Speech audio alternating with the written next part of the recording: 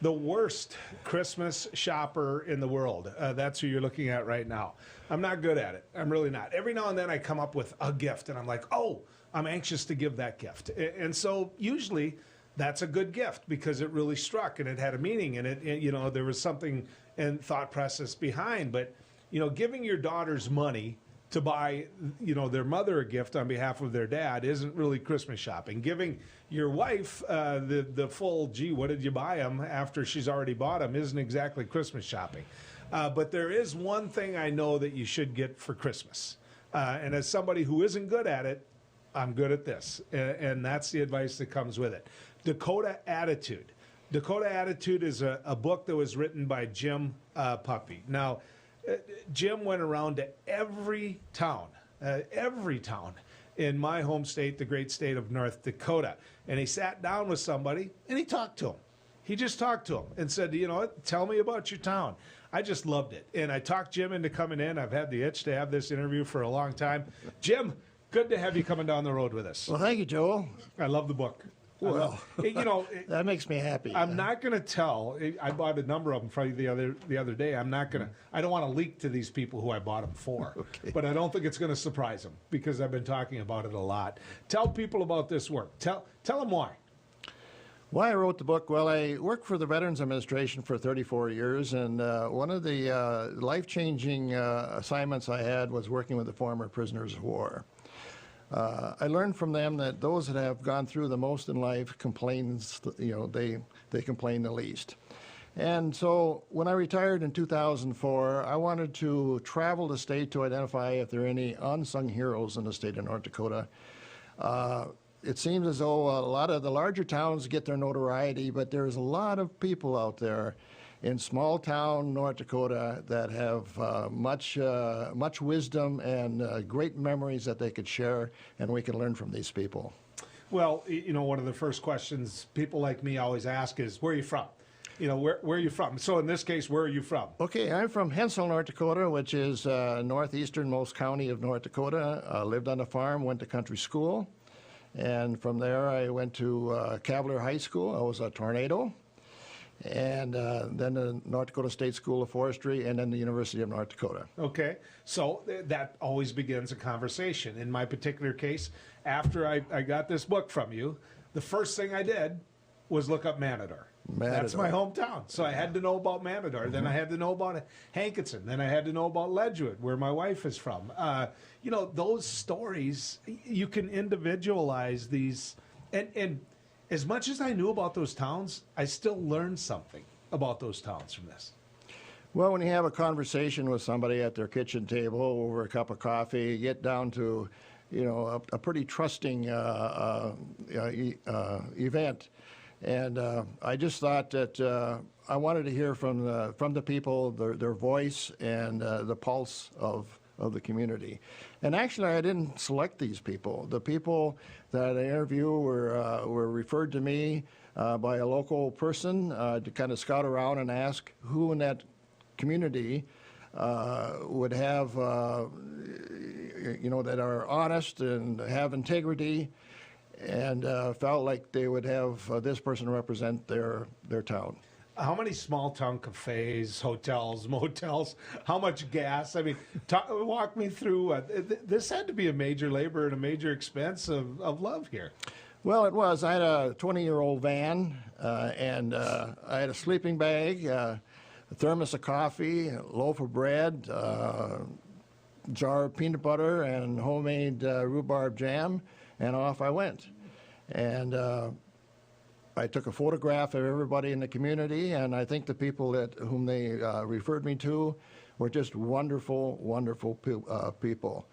And I think probably some of the most beautiful people that I ever met in my life. Many of them have gone through struggles and the disappointment and family loss. They not only worked, but they worked very hard.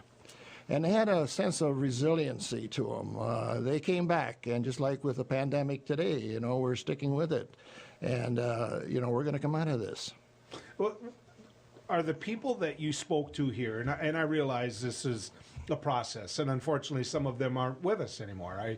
I get that. But when you found them, were they still living there? Was that still their home? Most of the people, yeah, especially the farmers, of course. But some of the towns, even though they're on a North Dakota map, really didn't have a population at all. So you had to find where somebody lived who formerly lived in that community. That makes sense. That makes a lot of sense. What about, when you get all that information? I mean, could you do more than one town in a day, or was each one of these towns, did it take a day, or how did that work? Normally, I would do maybe 1, 2 a day. Sometimes, if I'm real fortunate, it's 4, but that's really working it. Because the interview, it takes a lot of energy. At least it did for me. You know, I'm not a young squirt anymore. But to listen, to attentively listen to somebody, it takes a lot of work. And I wanted to hear their story, so I did everything I could to be able to maximize my visit. So what was the norm, if there is one? I realize that some of these people you talk to might have been like Joel, long-winded, and some of them might have been, hey, here's the deal. I'll give you some time here, but I got to get back in the tractor. I mean, what was the norm here in terms of how long you spoke to them? Well, normally about 45 minutes to an hour I was with somebody. But if you're in a nursing home visiting somebody, they had to play their bingo first before they talked to me. All these important things. Or else they had to get the mail, believe it or not. That was just the mail came in at a certain time, and they saw the mail truck come in, and they would hold off until till the mail was obtained. So you talk about that. How trusting were they? I mean, they don't know anything about Dakota Attitude. They just know this man who's from North Dakota, who they can look at and see in 2 seconds that he's a good, honest man. But they never planned on being in a book. No, they didn't, and that really amazes me. I mean, of course, I tell them right away I'm from North Dakota, and I'm a farm boy, and I went to schools in North Dakota, and it seemed like maybe we could talk similar language. And as a result of that, I think the trust was there. And after a few minutes, it seems as if they were a friend or a relative or a neighbor. They just seemed to trust me by telling whatever they thought was important or what I wanted to find out. So the North Dakota that I know, I'm going to use my home area again as an example. If you would have come to Manador, one of the questions I would have asked you is, are you going to go to Hankinson? You going to go to Great Bend? If you talk to them, just remember, we used to beat them in amateur baseball or something. I mean, there had to be town-to-town rivalries that went along with this. Oh, absolutely. Class B, Class C basketball games, the people will never forget those. Yeah. And a lot of times they could give you a play-by-play of the fourth quarter and how intense it was. And maybe it was a ref that lost the game for it, or there's some significant event about that, and that's just burnt in their heart. They are the great memories, and as they're telling the story, the smiles come to their face, and it seems as if they remember everybody's names. What were some common threads? I mean, if I look at most towns in North Dakota, I think of certain things that they do all share. The faith might be different, but there's going to be a church. There might be a fire hall. What were some common threads here? Well, for those that grew up in the 30s and 40s, I was going to town on a Saturday night. That was a big thing, and the kids a lot of times would go to the movies, and then afterwards go to the restaurant and have a float or something. Well, their dad was on the bar, and the mothers and the wives are in the restaurant having coffee. And then, of course, church. It seemed like everybody went to church. And that was kind of mandatory at their time. And no matter what they did, they were out Saturday night, Sunday morning, they were up for church. And after church, they would gather, the families, the extended families or neighbors, and then have that Sunday dinner, many times with fried chicken. And it tastes so good because it was fried with lard. You just described my life. If Dad found out for 1 second that that I hadn't been to church for a couple weeks or a month now, oh man, I wouldn't want to be around him. You know, I'm just glad that we get a little more opportunity and time to talk about Dakota Attitude, a book that was written by Jim Puppe, and a book that showcases and gives you insight and a view into every town in North Dakota. And a book that, quite frankly, is the ultimate Christmas gift. If you think I'm selling, I don't get paid nothing for it. I know this. On your 7th edition, is that accurate? 7th edition, yes. And the money from this edition you're giving to nursing students. Explain why. Well, I've been around healthcare most of my life, and I've seen the effectiveness of nurses, the bedside care, what they do for the patients. And it was just from our hearts that I feel that we'd want to support that,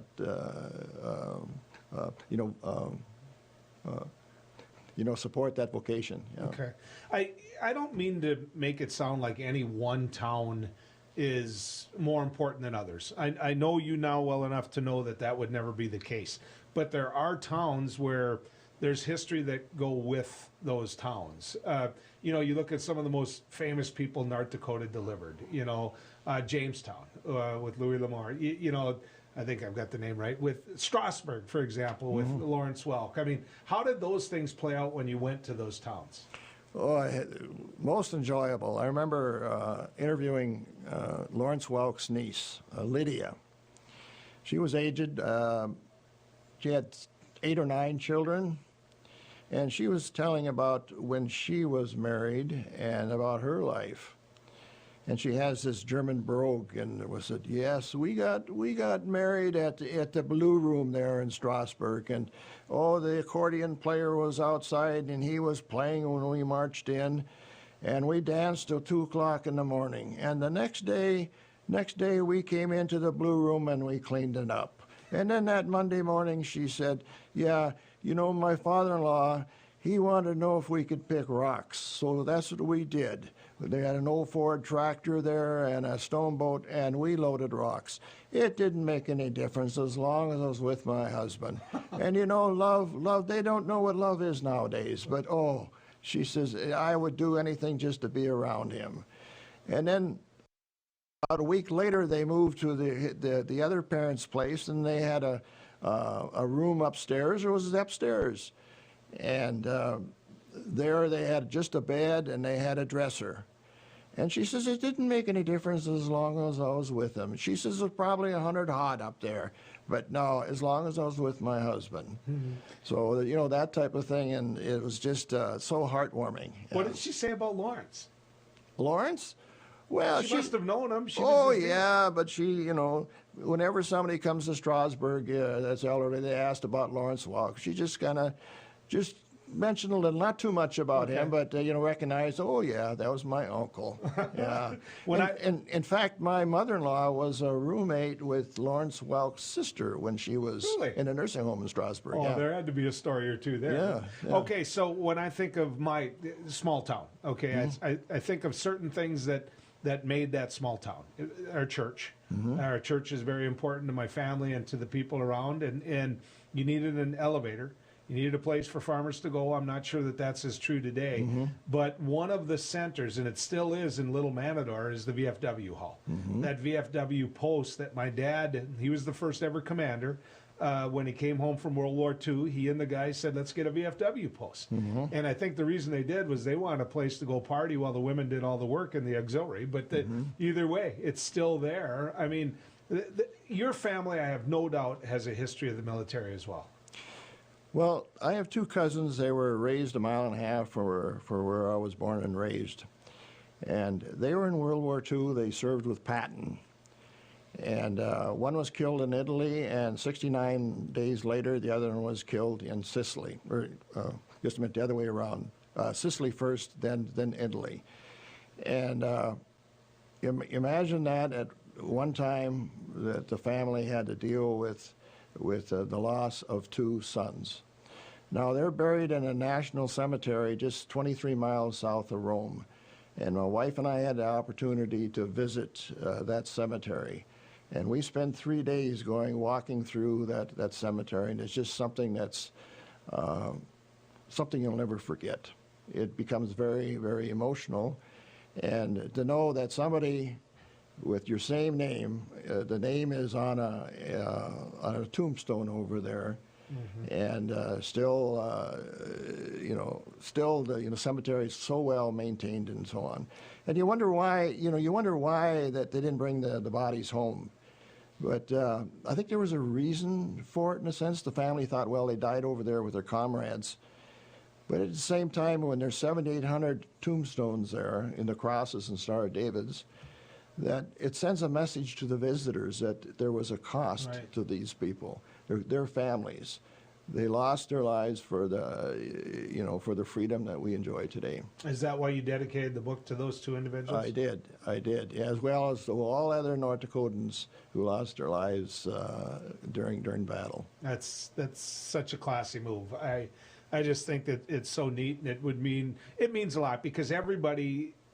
North Dakota had the highest percentage of people that serve in the military, and we're proud of that, and we should be proud of that. And so that means we have a lot of family members that did. What was it like? The other thing I thought of was in those days you didn't find that other person in your life by going a long ways away.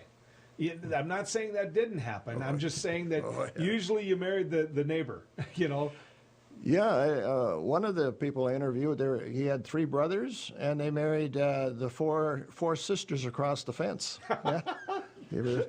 So when they have a family gathering, they're all involved. Right? So did one get divorced, or did they lose one? I don't know. That part they probably didn't tell me. Okay, that's fair enough. But, the times are different. The interstate highway system must have changed a lot of things. I know that the railroad changed a lot of things. State highways, how did that all play, and what happened that made some of these towns basically ghost towns in the end? Well, pretty much what I did is I interviewed the people. I wanted their memories. I wanted their wisdom that they have. I know it did make a big change, of course. The demographics of North Dakota is much different than it was before. And I wanted to go to these small towns while they still exist and hear the voice of those people. I think that back in those days, the folks in rural North Dakota had much contentment.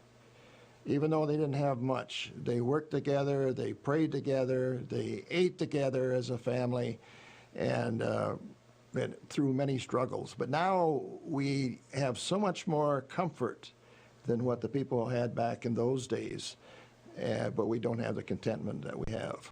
Some of these individuals that you talked to must have remembered a time when there wasn't running water. Oh, I think most of them probably did. They talked about the melting the snow and going to the outhouse very quickly in the wintertime and quickly out there and quickly back. It was cold. I mean, it was a different era. Speaking to people about how their life changed when rural electric came in. Oh, that was a big part of it, a big change in their life. Big change. No doubt. Jim, thank you. Thank you for doing it. I've enjoyed it. Others are going to enjoy it. Okay. But we all get to have the pleasure of the work that you did. From the beginning to the end, how long did it take you? About 14 years, 14 summers and falls. Yeah. That's a lot. Yeah. That's a lot. Where do people find it? They're found in most bookstores in the state of North Dakota, to include North Dakota State University, who sell the book online as well. And Zambros and Fargo, Barnes and Noble, Sweets and Stories in Oaks, and Valley City at the Eagle, and so they'll find it. Yeah, I just can't think of it. Yeah, but DakotaAttitude.com. Thank you. Yes. DakotaAttitude.com. Yeah. Right. You can find out more about the book. So. You realize we're going to look like heroes after these Christmas presents are bought, right?